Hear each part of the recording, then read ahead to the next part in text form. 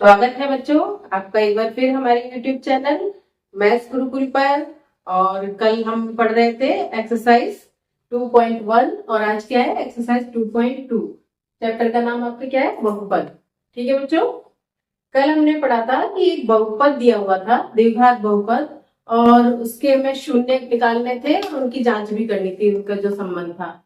तो आज उसका उल्टा क्वेश्चन दिया हुआ है। आज आपको क्या करना है, द्विघात बहुपद ज्ञात करना है। ठीक है, और जबकि उसके शून्यकों का योग और गुणनफल दिया गया है।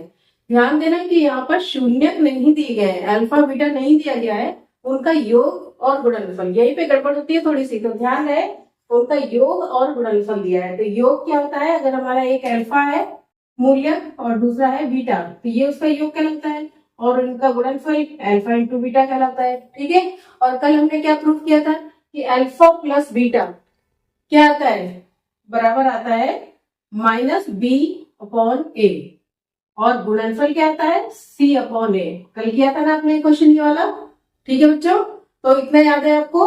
दो अगर उसके द्विघात समीकरण बहुपद के शून्य है, एक अल्फा और एक बीटा, यानी दो आंसर जो उसके जो शून्य है, तो उनका जोड़ होता है माइनस बी बटा ए और उनका गुणनफल होता है सी बटा ए।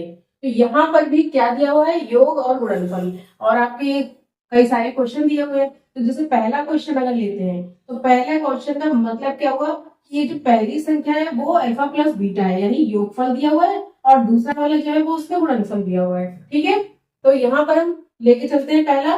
तो हमारा ये अल्फा प्लस बीटा दिया है, यानी हम इसको ले सकते हैं, यानी माइनस बी बटा ए का मान कितना दिया हुआ है, 1/4। ठीक है, अब गुणनफल। गुणनफल दूसरी लाइन पे क्या था, गुणनफल। गुणनफल को किससे लिखते हैं, सी बटा ए। तो सी बटा ए क्या दिया हुआ है, माइनस का 1।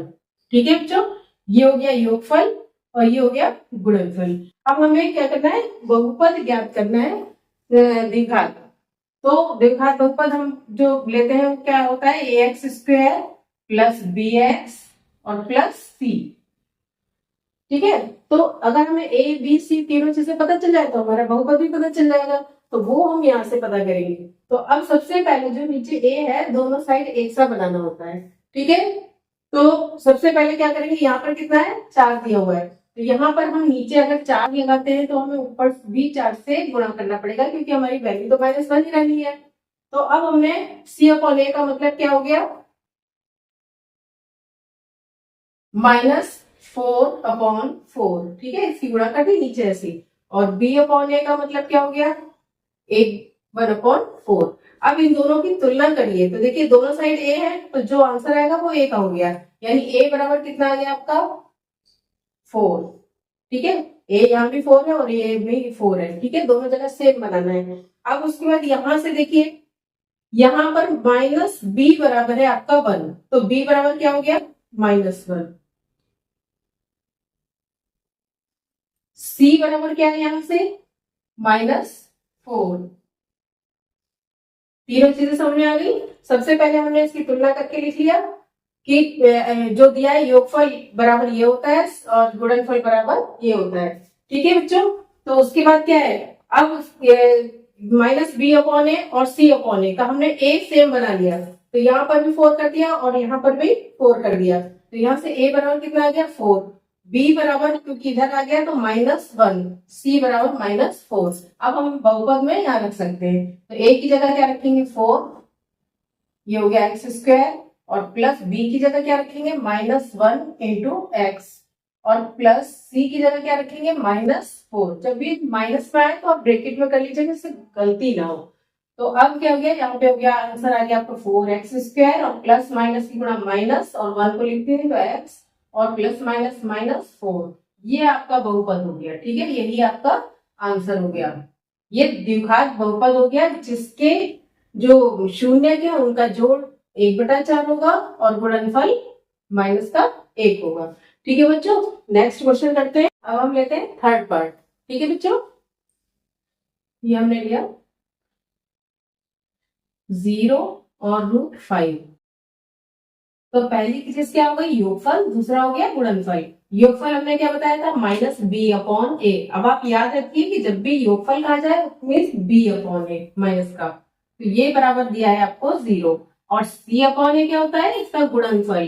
तो गुणनफल दूसरी संख्या है, तो यानी ये बराबर क्या हो गया, अंडर रूट का 5। अभी देखिए नीचे ए है, दोनों के नीचे हम 1 लिख सकते हैं, सेम हो गया। इसलिए ए बराबर कितनी वैल्यू आ गई, 1। अच्छा बी बराबर क्या हो गया, 0। एंड सी बराबर क्या हो गया, रूट का 5। ठीक है, बहुत आसान है, बहुत जल्दी से आपने इसको कर सकते हो। पहला हो गया योगफल। योगफल के लिए फट से आप जैसे योगफल दिया जाए माइनस बी अपॉन ए लिख सकते हैं, उसको बराबर 0।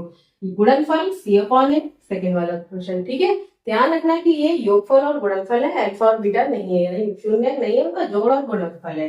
अब यहाँ से आपके ए बी सी तीनों आ गए, इनको इसमें पुट कर दीजिए। तो ए की जगह 1 एक्स स्क्वायर, ठीक है, बी की जगह 0 और सी की जगह रूट 5। क्या आंसर आएगा, एक्स स्क्वायर, 0 तो लिखने बेकार है, 0 से गुणा करके सब 0 और प्लस का रूट 5। ये आपका आंसर हो जाएगा।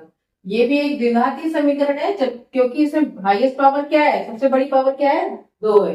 इसलिए अगर एक बीच का पद नहीं आया तो कोई बात नहीं, क्योंकि बी का मान कितना था, 0। तो ये आंसर हो गया x square plus root 5। 2 question आपके समझ में आ गए, एक और करा देते हैं और फिर आप अपने आप करिएगा। एक ये वाला क्वेश्चन ले लेते हैं। ठीक है, तो ये पार्ट आपका दिया हुआ है।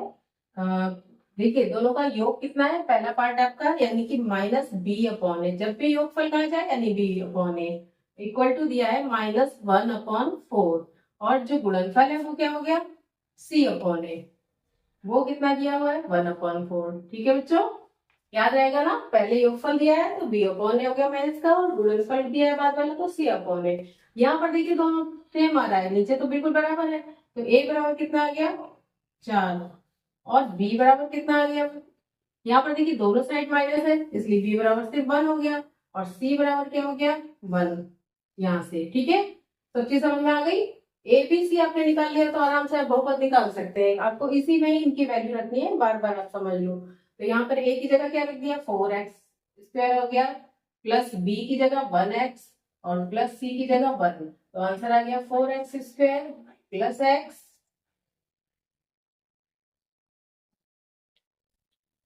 ठीक है बच्चों, देखिए बी यहाँ पर माइनस था, यहाँ पर भी माइनस लगता है, इसलिए कट के बी बराबर क्या हो गया, माइनस, और सी यहाँ से क्या हो गया, 1, और ए यहाँ से क्या हो गया, 4। तो आपका क्या है, बहुपद बना 4x स्क्वायर और यहाँ पे 1x प्लस 1, ये आपका आंसर हो गया। ठीक है, अब आप जो क्वेश्चन बचे हैं, ये वाला बचा है, ये बचा है और ये बचा है, आप इजीली कर लेंगे। ठीक है, सब चीज समझ में आ गई आपको। अगली वीडियो हम अगले चैप्टर से एक्सरसाइज से शुरू करेंगे, तो हमारी वीडियो को लाइक करना और हमारे चैनल को सब्सक्राइब करना।